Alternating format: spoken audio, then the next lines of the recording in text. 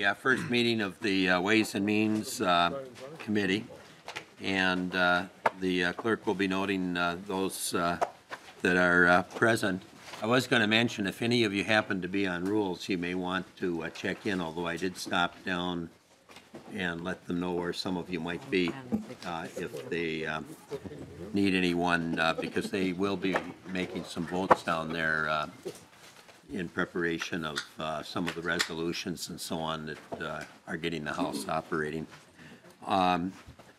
Thought we would start today with introductions, and I think what we'll do is just go around the table.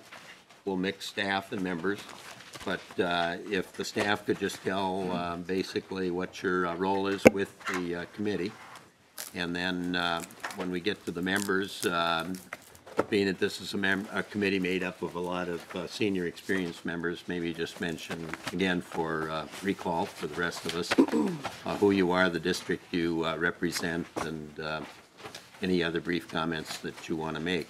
So I think I'll go to my right, and I'll start with Nancy Conley, who many of you know. Good morning. I am Nancy Conley, and I'll be the committee administrator. Bill Marks, fiscal analyst, and my role is the chief fiscal analyst, working with all the fiscal staff. Good morning, Mr. Chair and members. My name is Colby Sullivan, and I'm the nonpartisan analyst from the House Research Department. Good morning, Mr. Chair, members. Steve Dryskowski, State Representative, House District 21B, including portions of Wabasha, Winona, Dodge, and Goodhue counties. Do you have the city of St. Charles? I do, Mr. Chair, and Still, you do after redistrict. I do, and you did used to teach there too, Yeah, Mr. Chair. okay. Thank you. Good morning, Mr. Chairman, and first of all, congratulations on your appointment to this committee. Second of all, I want to say the committee is starting off 100% right, because the very first thing you said was, I'm going to begin by going to my right. That's what you said. So we're already happy on this side. Now, That'll be the only time. Yeah. Patrick Ruffalo, I represent the city of Farmington as well as portions of rural Dakota and Goodhue counties. And like you, Mr. Chairman, I'll be checking in and spending some time down in rules today. So. And your role on this committee is? I'm the Republican lead on this committee. Okay, so everybody is aware. And you've had that role before. That is when correct. I was chair, so good to work with you again. Thank you. I'm Representative Peggy Scott. I represent 35B, which is Andover, Northern Coon Rapids, and one precinct in the city of Ramsey. Representative Bob Vogel. I'm from 20A. I live in Elko Newmark and have southern Scott and western Leesore counties. Good morning. Tina Liebling. I represent part of Rochester. Joe Schumacher. I represent the southwest corner of Minnesota. Rod Hamilton, represent District 22B. Largest community would be the city of Worthington. And then we'll just go right up the center here. Representative Davids? Yes, Greg Davids, District 28B, all of Fillmore and all of Houston counties. I represent southeast Minnesota. Representative Jerry Hertas, representing 33A. I reside in Greenfield, which is in the northwest part of Hennepin County. And 33A represents about almost 40% of Hennepin County geographically. Representative Rob Eklund, I represent District 3A, which is basically northeast Minnesota. The largest city is International Falls. State Representative Paul Marquardt, represent District 4B, and that's all our parts of Norman, Clay, and Becker counties. And Representative Jean Poppy, I represent District 27B. That includes the city of Austin and many townships and small cities in Mower County, one township in Dodge County, one township also in Freeborn County. Jean Wagenius, representing far south Minneapolis in the center and parts of Richfield. Rick Hansen, representing the 40,000 people of northern Dakota County, South St. Paul, West St. Paul, Mendota Heights, Mendota, and Lilydale. Good morning. I'm Connie Bernardi, and I represent the communities of Fridley, Spring Lake Park, and New Brighton on top of the Twin Cities. They are all in the counties of Ramsey and Anoka. Alice Hausman, I represent a few neighborhoods in St. Paul and the cities of Falcon Heights, Lauderdale, and most of Roseville. If you have been to the state fair, you've been to my district. Never been there. No. Carlos Mariani from St. Paul. I have the basically the center of the city from top to from north to south. one of the most racially, culturally diverse districts in the state. Representative Garofalo's gone. Doggone it. He said he was going to go down to rules and. Oh, sure, okay. I was just going to make the observation that it is important to know where you start. It's always important to know where you end up. And so, we're moving around the circle, and hopefully our policy here will move in that circular cooperative way, Mr. Chair. And I have no doubt that that will be your style. Good morning, Representative Jim Davney, District 63A, part of South Minneapolis. My eastern border is the Mississippi River, and my southern border is Minnehaha Falls Park, Minnesota's first state park. Morning, Mr. Chair. Jamie Long, representing District 61B, Southwest Minneapolis. Good morning, Mr. Chair. My name is Mahmoud Nur, representing Minneapolis, District 60B. Hi, good morning, Mr. Chair. Frank Hornstein, District 61A. That's parts of downtown and parts of southwest Minneapolis. Good morning, Mr. Chair. I'm Representative Michael Nelson. I represent the southern half of Brooklyn Park. Good morning, Mr. Chair. Liz Olson, rep from Duluth, 7B, and I will also be jumping down to rules at some point, so nothing personal, Commissioner Frans. And I should point out for your information, and those of you that may remember when I was chair in the past, that from time to time I will be requesting Representative Olson to take over as chair of the committee. So she'll be in the chair from time to time. I'm Megan Adiola. I'm the committee legislative assistant. Okay, well, welcome to everybody, and I should have announced earlier we did have a quorum present. This morning on the agenda we have Myron Frans, and essentially the topic is what the economic impact of the government shutdown is going to be on Minnesota. And my intent is not to debate the issues on the federal level, but to just focus, if you will, on that particular question. What is the economic impact of the shutdown on the state of Minnesota?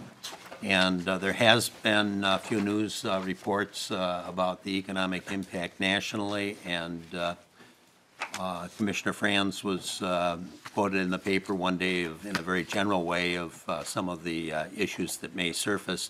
So have asked him to testify here this morning to expand on those comments.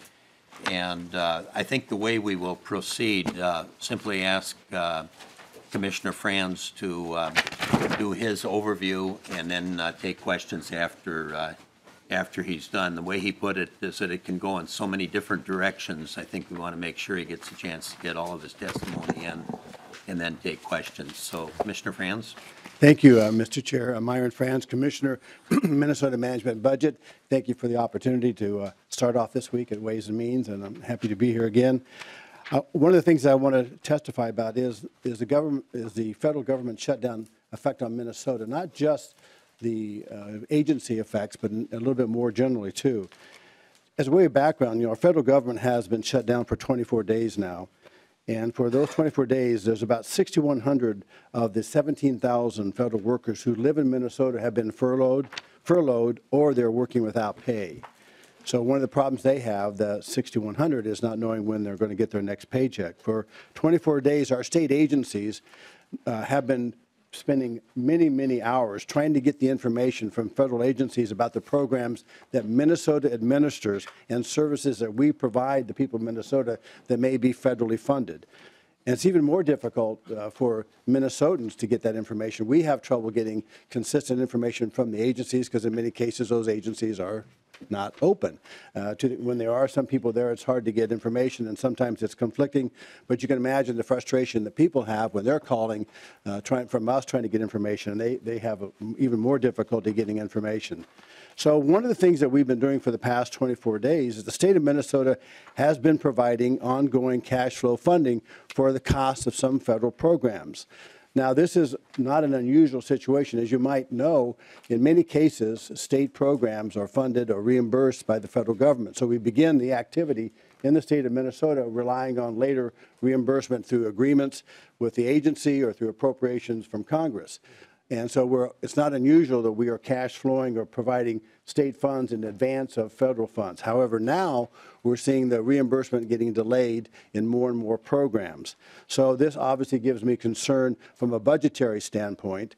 As commissioner of MMB, my job is to make recommendations to the governor and lieutenant governor about responding to this federal government shutdown and to make sure that the state is not responsible for the financial obligations of the federal government. We're clearly in uncharted territory in this 24-day shutdown. It's already the longest in U.S. history, and I'm not aware of any immediate compromise in the works. But before I go into the technical details, I do want to express my concern to the people who are actually feeling the direct results of the federal government shutdown. I'll be discussing what's happening at the state agency level to try to react to the shutdown, but my first thoughts obviously are with those people who, through no fault of their own, are experiencing the loss of a paycheck or the uncertainty of needed payments for food and shelter, farmers and small business owners waiting to make loans, waiting to make investments, and other fellow Minnesotans who live on our tribal lands that are no longer receiving health services and other funds from the federal government. And this shutdown is bringing a lot of uncertainty to the lives of some of the most vulnerable among us. The federal government cannot give us clear guidance on when Supplemental Nutrition Assistance Program, or SNAP, benefits will run out. We do have information that they will be paid through the month of February, but beyond that, we're uncertain. We also don't know how long the schools at what point the schools may have to stop their lunch programs funded through the Department of Agriculture. If we get into more detail, Assistant Commissioner Nikki Farrago is here from DHS to talk about some of the SNAP issues directly at that point.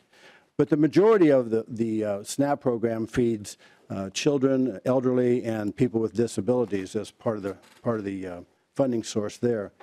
About a quarter of the federal government is closed right now, and the agencies include the Department of Agriculture. This includes, as I mentioned, the Federal Nutrition Service, or the SNAP, and school lunch programs. The Farm Service Agency, they have about 75 offices around the state that are closed. They have about 425 employees. And the farmers are not receiving technical assistance at this time, nor are they able to process loans and get loans approved that they've requested.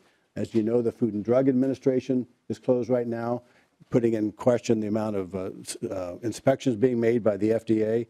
The Department of Commerce is closed, which includes the Small Business Administration. So there are a number of small businesses that are waiting for loans from the SBA. Another thing about the Department of Commerce is they put out a lot of information, technical information, economic information, and activity that investors rely on, businesses rely on, and so that information is not available right now. The Department of Homeland Security is closed, which includes the Coast Guard, TSA folks that are working at the airports without pay. FEMA is now closed. From Duluth, you may know that we have a request in for some FEMA funds because of the October storm that hit there that caused at least $9 to $10 million of damage. All that is on hold pending approval from the FEMA office. The Department of Housing Urban Development is closed, causes programs for those people who are trying to finance homes with an FHA loan, sometimes for a first home buyer. Department of Justice is closed, which includes courts. We know that the federal court in Minnesota has declared all Minnesota District Court personnel essential, but the money may begin running out this week. The FBI is working without pay.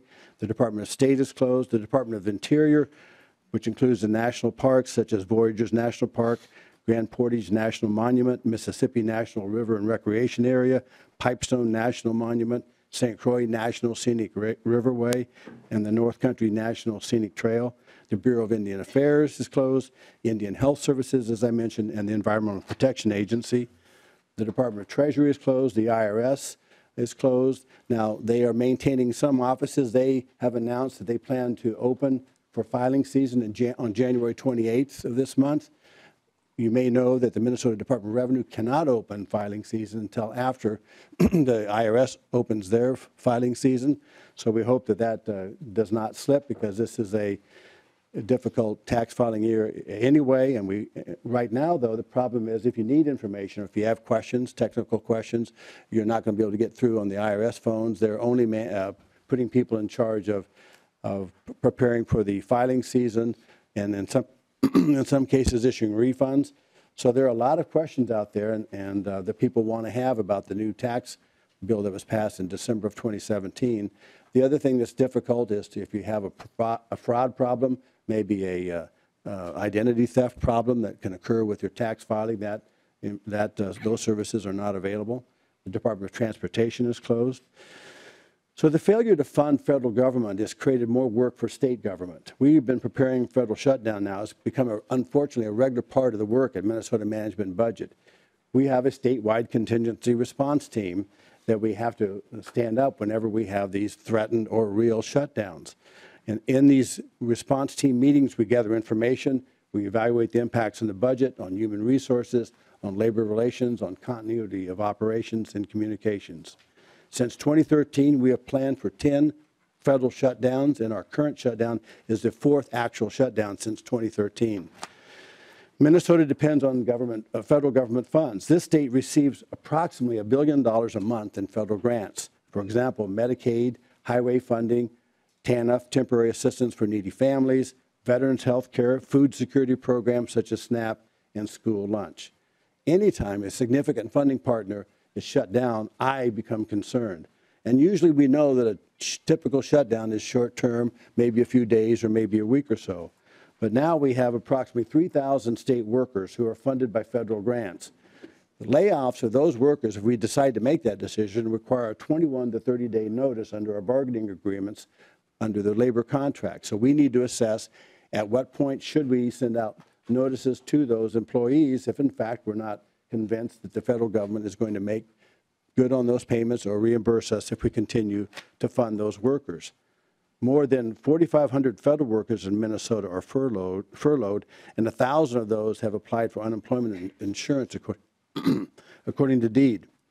Now, as a state government, we do not have the guarantee that the federal government will reimburse state spending for federally funded activity. During this 24-day shutdown, I've heard countless stories of how it is affecting Minnesotans' lives. But uncertainty is not good for the economy either. The longer the shutdown goes on, the more uncertainty it will bring. For example, since the U.S. Department of Commerce and the Department of Agriculture are closed, data such as construction data, trade deficit data, new home sale data are not being released.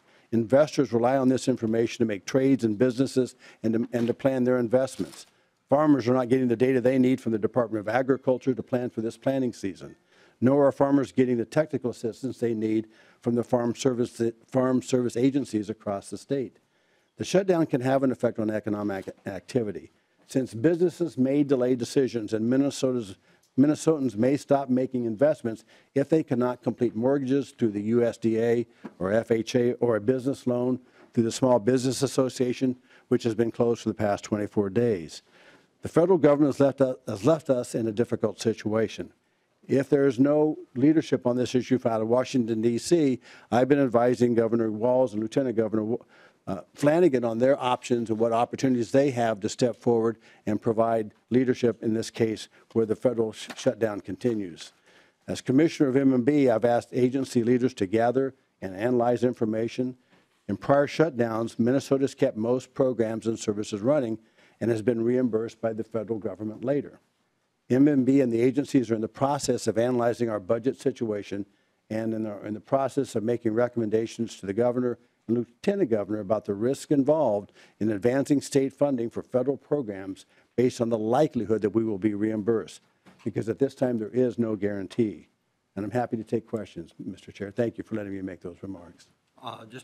You mentioned the commissioner and the SNAP program. Would you like that testimony now before we move to general questions, or? Mr. Chair, I would recommend that the Assistant Commissioner, Nikki Farrago, come up, because I think there are some issues there that, because that is coming up today, the next several days, we are in the process of responding to that program, and it's $40 to $44 million a month in payments that are being made to people. So I think it's important that we understand what the situation is there. Okay, why don't we do that then before we move to questions? And if you could identify yourself for the record. Mr. Chair, members, I'm Nikki Farrago from DHS. I'm the Assistant Commissioner for Children and Family Services, which includes oversight of the Supplemental Nutrition Assistance Program, commonly referred to as SNAP. So we have been in communication with the USDA. As Commissioner Frans mentioned, the USDA has been impacted by the federal shutdown. So the employees are furloughed. There's a skeleton crew that's working on this issue, and we've been in communication with both the federal office and our regional office. We have been told last week that benefits are available through the month of February.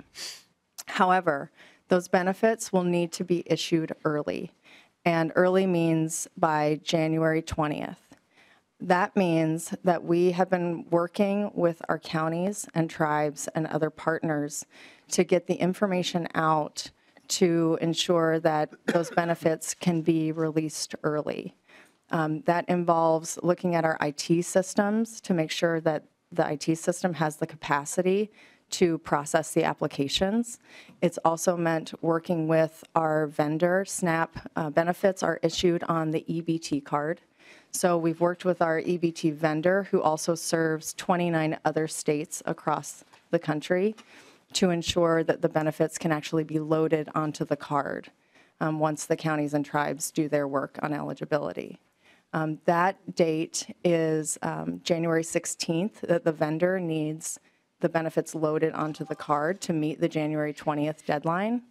So the date that we've shared with counties and tribes and asking them to process all applications is January 15th, which is tomorrow. We've communicated with them late last week to process those applications that needed additional certification or recertification late Friday, and we know anecdotally that several offices were working throughout the weekend and are working today and through close of business tomorrow to ensure that all of those applications are processed. Okay, and if you don't mind perhaps staying at the table just in case there are questions that are follow-up. And Commissioner, did you have anyone else from any of the other departments that you thought might be available to testify and you'd like to include? Not at this time, Mr. Chair. Okay. Thank you. Why don't we start then with the questions, and we've developed the list here. Representative Hertaus is first. Well, thank you, Chair Carlson. Mr. Frans, you have mentioned that the states often fund front-end federal programs, and I don't think anybody was unclear about that. My question to you would be, what is the normal turnaround time or billing cycle that the states usually wait for reimbursement? What kind of delay is there in terms of fronting the money? Commissioner Frans. Mr. Chair, Representative, well, that's an excellent question, and there's no good answer to it. It depends on every single program.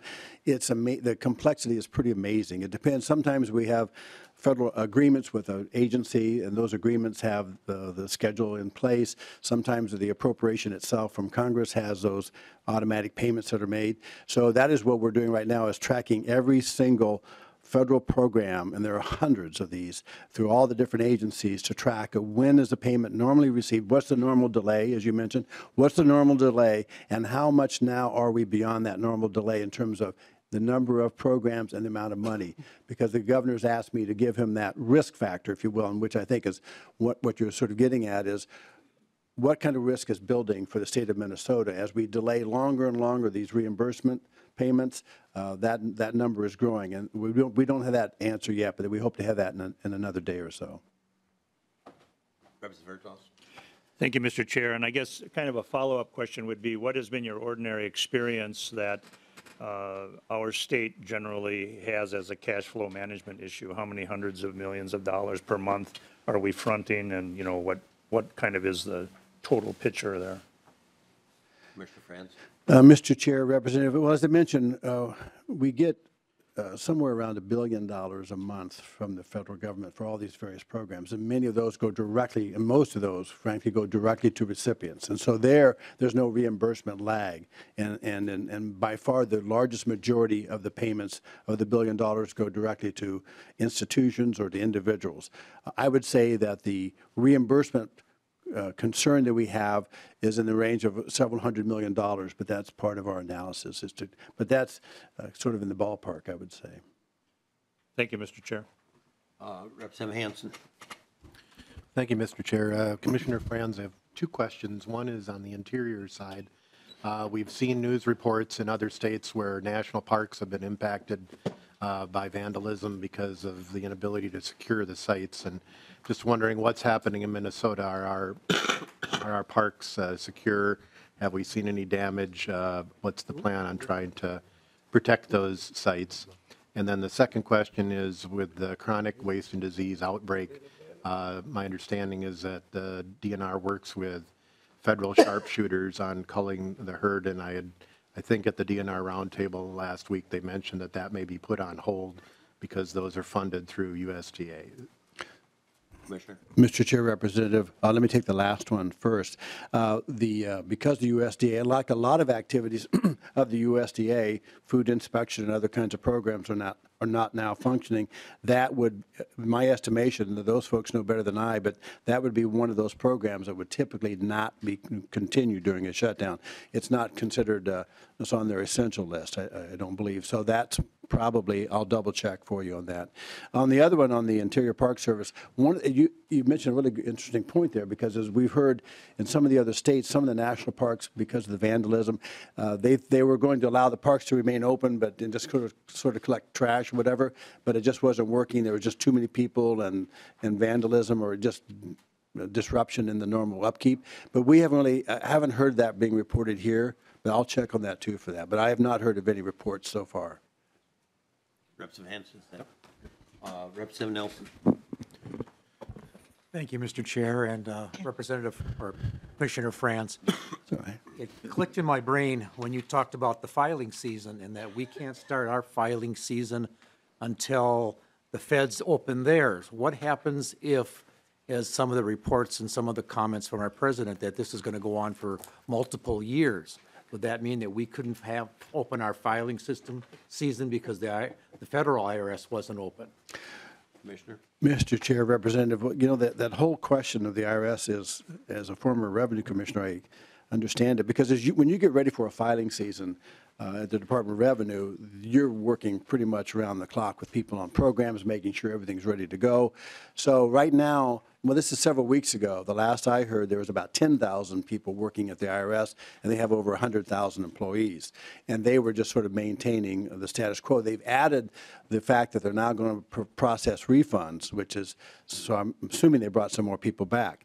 But I'm nervous about the filing season opening on time with the IRS, because I know what it takes administratively to get an agency ready to open for filing season. And that would be a real problem. And it goes just beyond the filing season would just be critical. To eat into our filing system time this year, of all years, would really be difficult given the complexity and the changes that were made at the federal level. There are a lot of questions people have about their federal return. Not as many for the state return, because our state income tax didn't change, right? It's really the changes in the federal return that have people up in arms and need information. So that's the lack of technical assistance is a problem. The question about filing on opening the filing season is an issue that I'm really concerned about. What is that, 2 weeks from today, right? So this is not the year you want to shorten that season, and you just cannot have the IRS operate with 10,000 or 15,000 employees out of over 100,000 employees and expect to be able to maintain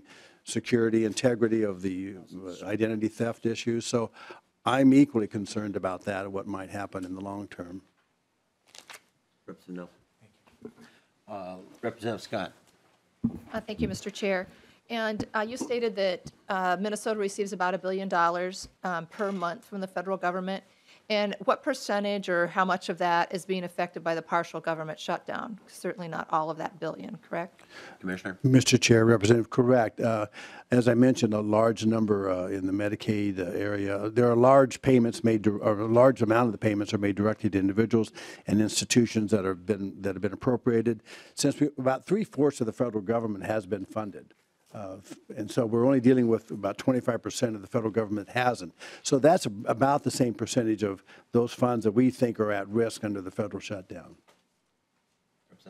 Thank you, Mr. Chair. And so would you be able to prepare for this committee like a memo, something in memo form of what the cash flow is right now, what you are currently kind of backfilling from those funds? Is that something you could provide to the committee? Commissioner. Mr. Chair, Representative.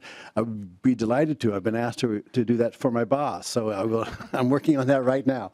So we'll hope to have that in the next several days, and we'll share that with you when we get done with our analysis to show you what funds are being potentially disrupted and what that delay is in those funds that we're not getting the regular reimbursement for. So be glad to share that with you. Commissioner Bean, you're putting that together anyway. Why don't you share that with the committee then, if you would? Yes. Representative Scott, was that it? Okay, Representative Bernardi. Thank you, Mr. Chair, and thank you, Commissioner, for being here. I have two different questions, and one is to piggyback on Representative Scott.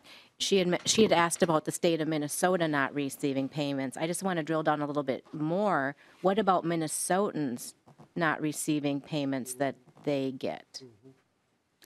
Mr. Chair, Representative, well, I think it was, I'm losing track of time already this session, which is a bad sign this early in session, right? It was last week where I believe that the Congress passed, I think the President signed authorizing payment for workers. So the workers' salaries, I believe, has been guaranteed to be paid. But that doesn't cover the contractors who only get paid if they work. So those people are simply out of luck. But with respect to people who were supposed to get a payment, I mean, the SNAP is another good example. Let's assume that runs out at the end of February. If this continues and that runs out at the end of February, then we've never had, I don't know what that situation would entail. We would assume that the federal government would stand up to its obligations and to make payments to people who receive federal benefits directly, but we're in a whole new territory here, so that's a question. Yeah, thank you, Mr. Chair. And my other question is about, do you have any information on the impacts to cities and the state as it relates to getting rental assistance from Section 8 housing program? Mr. Chair, Representative, we know that there are disruptions in those payments that are happening now. And one of the things that we're trying to assess is, most of those checks go to the owners or the managers of the housing directly. And so in many cases we're trying to figure out how much delay are they receiving and can they maintain the premises for the people who are receiving the housing. That's frankly a complicated area that we hope to have some more answers to in the next several days, but it's of great concern to us because obviously people's housing, especially in the wintertime, is a critical function. Great, thank you. Seen Representative Bernardi's hand go up. It reminded me of a question that I have on higher education. Federal aid, grants, federal guaranteed loans and so on. I don't recall you mentioned that with your initial comments, but what's the status of, being that we're beginning the next semester in both our public and private colleges and universities of the impact of student grants and aid? Well, Mr. Chair, that's a good question. Let me give you an anecdote that I heard about that I hadn't thought about, but there are some cases where schools require you to submit a transcript of your IRS filings to make sure you're up to date or whatever in some programs. Well, it's almost impossible to get a copy of your IRS transcript these days from the IRS, so it's sometimes impossible to meet those higher education requirements for some students. Both Minnesota State and University of Minnesota both receive a lot of federal funds and have a lot of grants. Many of those grants have not been affected because they're not part of the government shutdown, but one of the things we'll be doing, there are some Department of Justice grants actually that go to Minnesota State. So that's part of what we're trying to analyze. Are those reimbursements being delayed? Because once again, Minnesota State, not unlike the state of Minnesota, will cash flow the activities assuming that they're going to get the reimbursement from the federal government. So we're looking into that for the state of Minnesota State and the University of Minnesota, but we have not heard of any serious disruptions in the reimbursements from those two institutions at this time. Okay. Representative Bernardi, we done? Representative Mariani. Thank you, Mr. Chair and Commissioner. First of all, let me just express my gratitude for the incredible extra work that you and your people are now having to do. And I think it's important that we acknowledge that. I suspect that that is happening in a number of areas of state government. You have a difficult job to begin with.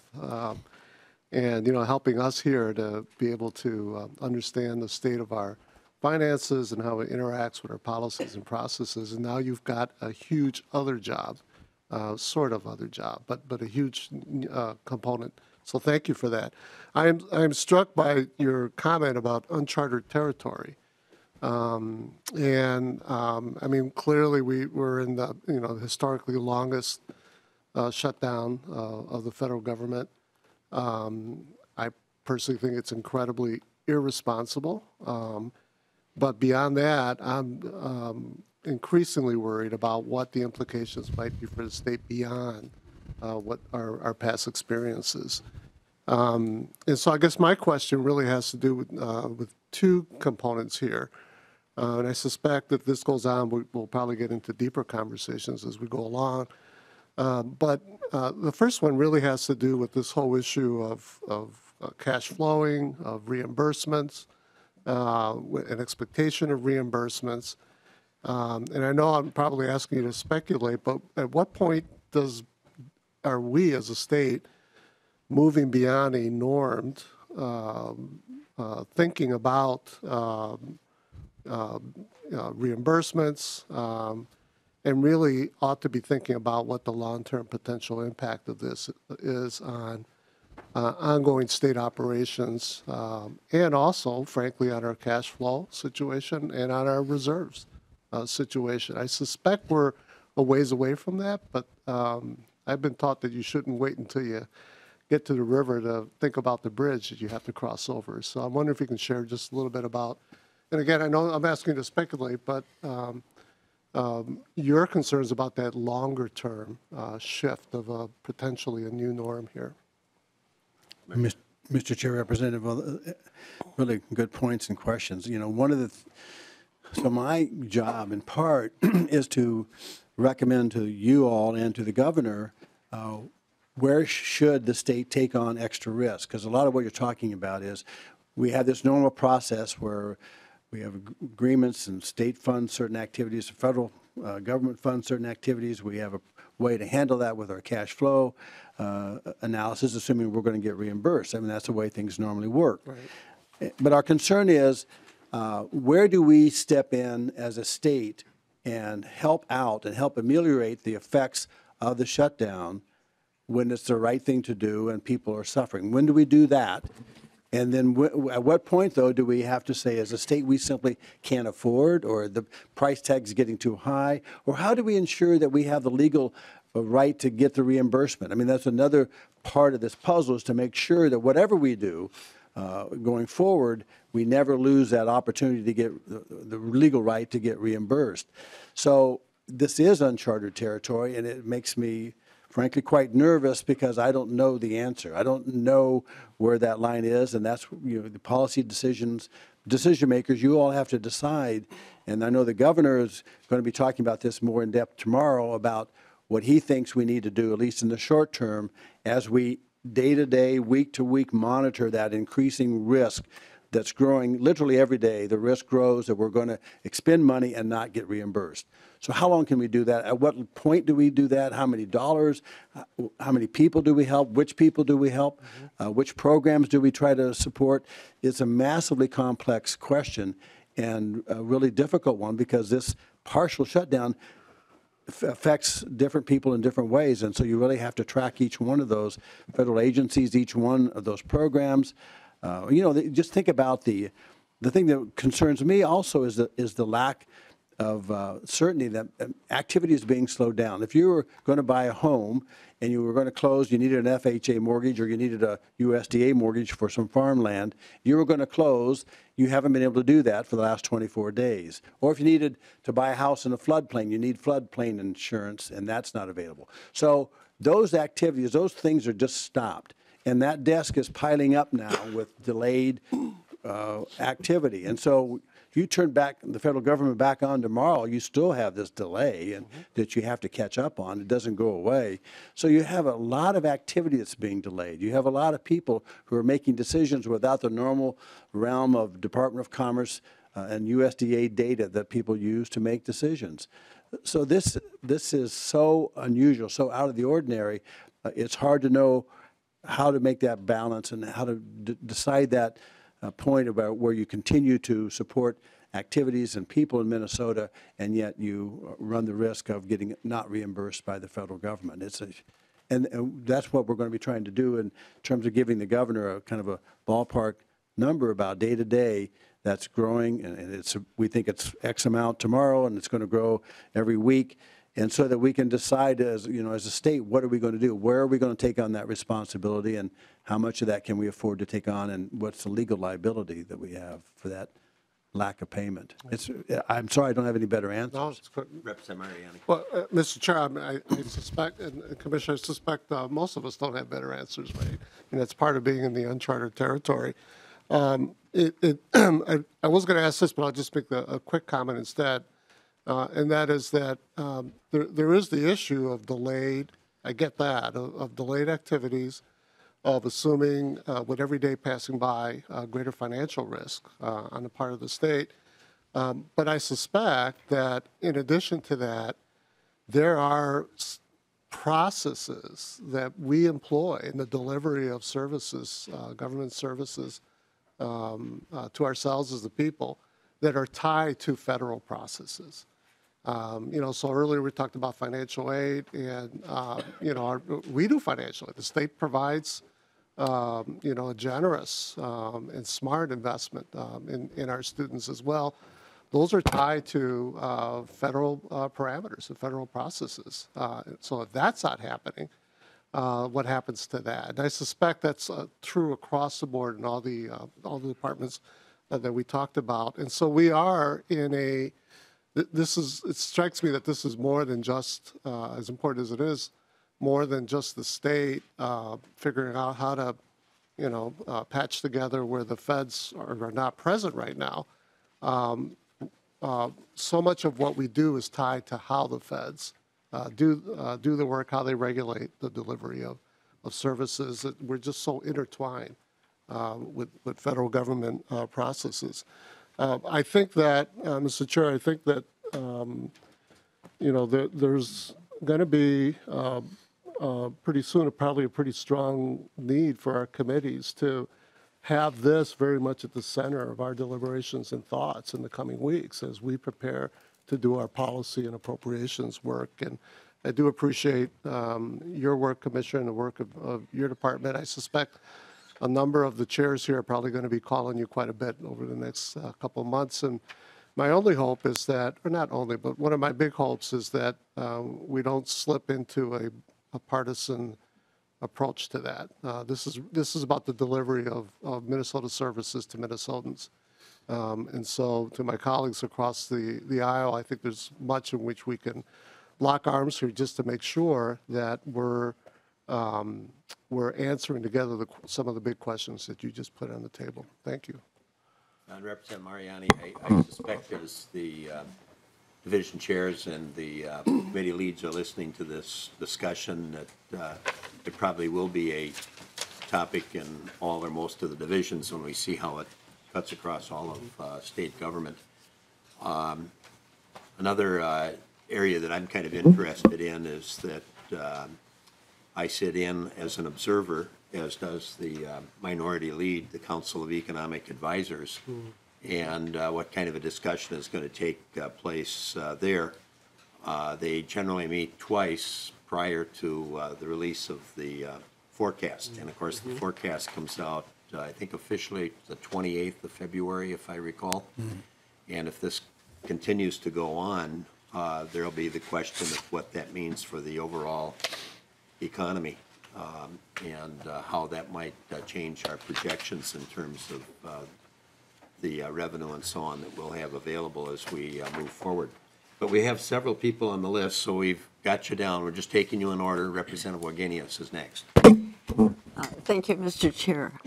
Commissioner, one of the things you talked to us about or mentioned was that farmers are not being able to get loans processed. I don't have a sense of that issue. If you could just help us out, understand that a bit better? How many farmers do you think are involved? What's the economic impact here? Mr. Chair, Representative, I think one of the things that happen a lot is the USDA has several mortgage programs for farm land. And so one of in order to close those particular, on those mortgages and those loans, obviously they have to be open, and they're not. I don't have a good number on the magnitude of that in Minnesota at this point. I know that the Department of Agriculture is taking a look at how many are processed on a regular basis. I mean, one of the things, as I mentioned, there are over 400 farm service agency offices in the state of Minnesota. So it's obviously a widespread function, getting that information out. But I don't have an exact number on how many loans in Minnesota are closed on the USDA side of that. Part of the problem is we can't get the information from the USDA, so our Department of Agriculture is trying to put that together for us. It's a good question. I don't have that at this time. I might just mention, Mr. Chair, to kind of follow up on the Council of Economic Advisors. You know, one of the things that the economists, and I'm not an economist, let's make that clear. One of the things that economists say is that short-term shutdowns, a day or a few days or a week or less, really have minimal economic effect because it's just a delay in several days or a week of payments, and the reimbursement picks up pretty quickly. But when you get a longer delay, certainly this one, then you start seeing economic activity changing. And that, as you allude to, is the key. Are we going to see any negative result of delayed economic activity resulting from this shutdown? And that's when I think the economic advisors, Council of Economic Advisors meet in the first part of February as their first of two meetings, and that will be a topic. Well, hopefully it won't be a topic at that point, but they'll discuss it, I'm sure. Good news. Yeah. Yes, yeah. Okay, we have, let's see, Representative North. Mr. Chair, Commissioner Frans, my question is, you mentioned 3,000 employees, impacted state employees who are getting federally funded. Are they all fully funded or partially funded employees? Mr. Chair, Representative, well, that makes it's a little bit of both. We have a number of people who work on federal programs that are fully federally funded, but we have a number of them that work maybe half-time on a federal program and half-time under state programs, so that makes it even more difficult. Many of the states are able to sort of pick up the slack, if you will, on the federal funding because they can reassign that worker to other state activities and keep that going in the interim, and therefore get the state funding. But we have to go in and analyze all these different federal programs and find out there's a quarter of a FTE over here, there's a half over here, and that makes the counting a little bit more difficult. But it also makes the reimbursement more challenging too, because our decision about whether to continue to pay a state worker who's federally funded only half-time is different than if they're funded full-time. The other question I have is for Assistant Commissioner Nikki. The question that I have is for expedited SNAP programs. If we're going to put a date on when we can process the SNAP program, what is our legal and moral obligation in ensuring that those who walk through the doors of the county will get the expedited SNAP benefits? Mr. Chair and Representative, right now we are focused on getting all of the applications that come in through this month processed. So right now we have guaranteed federal funds for all the applications that are processed by close of business tomorrow, January 15th. Individuals still have the right, and we're letting counties and tribes know that anybody that wishes to apply thereafter should be able to do so. We are continuing to take applications beyond that time period. We've been told by the USDA that it's likely that there could be some funding for applications that are processed January 16th through the end of the month, but that is not guaranteed in the same way that the applications that are processed by the 15th have been. Mr. Chair, Representative, and thank you, Assistant Commissioner. I think the other issue that we are concerned about, and you alluded to this, is what's going to happen after February 1st. What about the new applicants that come after that? And that's clearly not, it's an uncertain territory. And As Assistant Commissioner Farrago said, we can get people processed to apply now, but after that date, once again, the rules are likely to change, and we don't know what those rules are yet. And so we're concerned about what happens after February 1st, just as much as what happens before February 1st. Okay, just a reminder, if you probably saw it on the agenda, but we are due to adjourn in about 7 minutes. We might be able to run over a couple of minutes, but we have about 4 or 5 people, so if you could make your questions very brief. There's a training session taking place for chairs and vice chairs that starts at 11 o'clock, so they've asked if we wouldn't adjourn at approximately 10:45. So Representative Liebling, you're next, and if we can, on both sides, the questioner and the commissioners, be as brief as possible so everybody can get their question in. Representative Liebling. Thank you, Mr. Chair, and this one is, I think, more, well, for both of the testifiers, and Representative Newer, great question. This follows right on that one. So talking about the reimbursement, I had heard from my county that they were going to work through the weekend to try to get those SNAP applications covered. And that makes me wonder, when we talk about costs that are going out from the state that may or may not get reimbursed, I'm sure a lot of those costs are going to be on the counties. And so my question is whether we are directing the counties or helping them to collect those costs so that at least at the end of this, whenever it is, we know what those costs are and can make rational decisions about, assuming that we have to either apply for a reimbursement or maybe we'll end up reimbursing some of that ourselves to the counties or other local governments. Are we going to have good numbers at the end? Okay, whichever wants to. Whichever one wants to answer that. I'll try that one, Mr. Chair. Well, you're both commissioners, I guess, so. Yes. I always like to defer whenever I can. I think that's an excellent point. And there is a cost of the shutdown. There's a cost just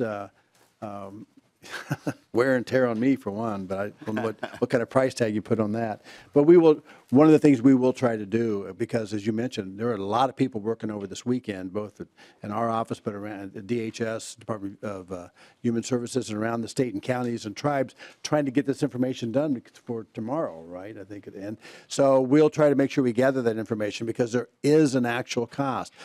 To do that, especially overtime and over the weekends, in addition to doing our other jobs, we're trying to get this stuff done too. So that's a good point. We'll try to make sure we have good data to show you what it costs. Okay, and then we have Representative Long. Thank you, Mr. Chair. Commissioner Frans, I have a constituent named Sarah Dorr who has a son who has a life-threatening illness and was awaiting a drug trial. She was told by the doctor that the drug trial has been postponed with the FDA shutdown. I'm curious if you're hearing other impacts from the FDA shutdown in terms of drug trials or other drug research in Minnesota. Mr. Chair, Representative, no, I had not. I'm glad to hear that. I think I'm sorry to hear that that's happening. I did not know that those kind of programs would be affected. I would have thought those would be called essential and would continue or critical, but we'll look into that. I'm glad you mentioned that. Thank you. Representative Dabney. Thank you, Mr. Chair. I've got questions for both of the testifiers. Ms. Farrago, I'll start with you.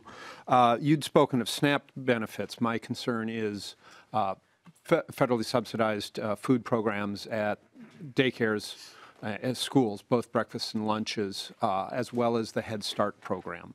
Can you speak at all to the impact of the shutdown on those and any concerns you have? Mr. Chair, Representative Dabney, those programs are processed through the Minnesota Department of Education. So I do not have the information on that today, but we can follow up with the other state agencies to get that information to this committee. I would appreciate that. Thank you. Mr. Chair, if I may. Representative Dabney. Commissioner, Frans, two unrelated questions, but the more we talk, the more questions I have. One, I know Congress has passed a bill to require the back pay for federal employees who are unemployed through this, but that doesn't cover contractors, whether those be a professional engineer that contracts with the federal government on a program, or I think more commonly it's the lowest paid workers. It's that the federal government has contracted out for custodial services or food service, and those folks are negatively impacted and not covered by the bill that Congress has passed. The president has said he would sign, but his reliability isn't great, so I haven't seen that he's signed it. Do you know anything about the impact on those Minnesotans who are contract workers for the federal government?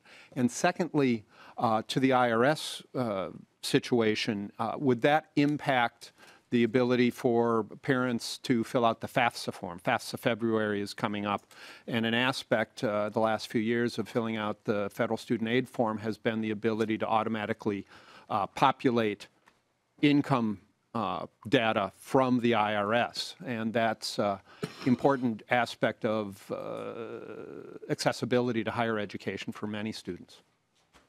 Mr. Chair, Representative, well, on the contractor front, that is a huge problem, and we're trying to get our hand around the number of contractors.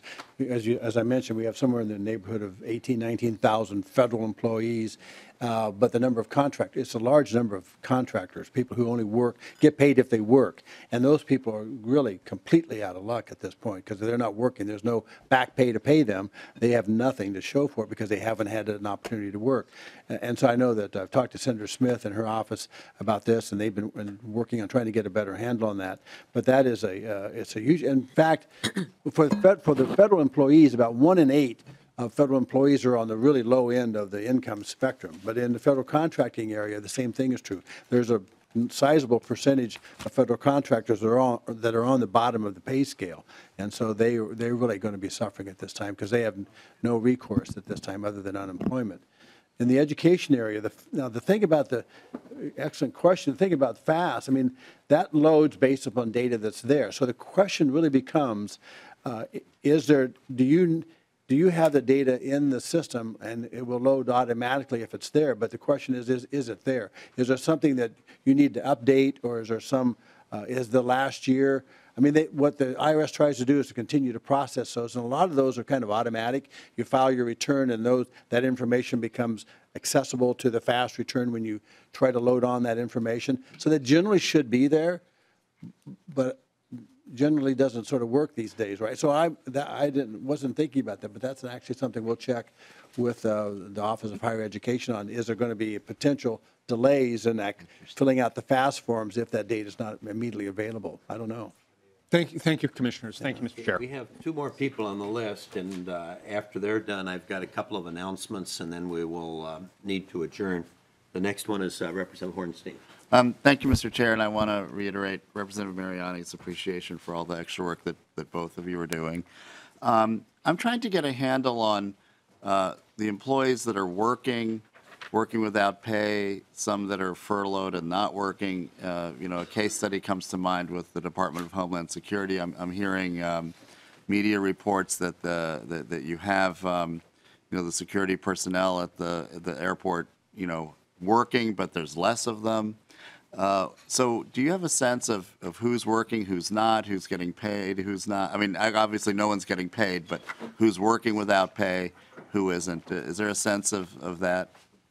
Mr. Chair, Representative, well, it's an interesting mosaic, if you will, because one of the things that's happening, and the federal government uses terminology that we really don't use at the state. They make a determination if an agency doesn't have its funding, like the Department of Justice, that agency is essentially shut down. But then they bring back on people who they call essential workers. Now, in Minnesota, we use the term critical. We believe all of our employees are essential. We wouldn't have hired them in the first place. But secondly, if they provide critical services, then they may need to stay on for the health and safety of people. So like TSA and FBI agents and Coast Guard folks, those folks have been determined to be essential under the federal definition, and they're required to show up for work and not get paid. The people who are determined not to be essential under the federal system are furloughed without pay, but they're not working. So you have to look at each one of the agencies. I mean, the main ones are Department of Homeland Security, Department of Justice. Those are the areas where you see some of the Department of Treasury. They brought, like I said, about 10,000 people out of over 100,000 people. The IRS has determined to be essential under their terminology. So you have to go to each agency and look at that analysis to see who's working, who's not working, and then who's being forced to work without being paid. Thank you, Mr. Chair. Okay, Representative Hertaus with the last question. Thank you, Mr. Chair. And Commissioner Frans, you did mention something regarding real estate transactions and the inference, at least, that FEMA is the only one that issues flood insurance. But there are a number of private insurers that do cover and issue flood insurance. So I would expect that many of those transactions won't be affected. Generally, if somebody is seeking a map amendment because their property they want to close on is in the flood zone, those take 6 to 8 weeks to get done anyway, and usually the transactions move forward with private insurance without it. Certainly, as you mentioned, if a loan is being securitized or underwritten by USDA or HUD or something of that nature, those loans certainly are in jeopardy in terms of closing. And even with FSA, there are other sources to get operating loans in terms of farm credit. Maybe Mr. Vogel would do that. Thank you. I think that was more comment than or an update than a question. Well, I mentioned I have a couple of announcements. One, in your packet was the committee rules, and one rule that is sometimes talked about that I'll draw to your attention is the committee deadline for amendments and so on. As I have in the past, I had a 24-hour rule, but I always had an escape hatch, and that's if you can't meet that timing, just let me know or the staff know.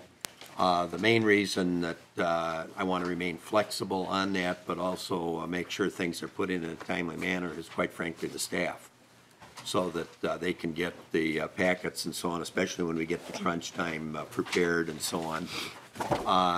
But also want to provide some flexibility, so it's more a communication kind of question. The other thing is if people could be sure to turn off their electronic devices, or if you have to carry a conversation or do any texting, if you could do that in the hall. And I do have to tell you a story. I made the same announcement a number of years ago when I was chairing this committee, and guess whose phone went off first? The chair. And everybody, be sure you turn them off, and I hadn't. So I'll try to follow what I'm saying here. But the final one is, and then we'll adjourn. The bill referrals from the other day are in your packet, and they were also posted online. So with that, meeting adjourned.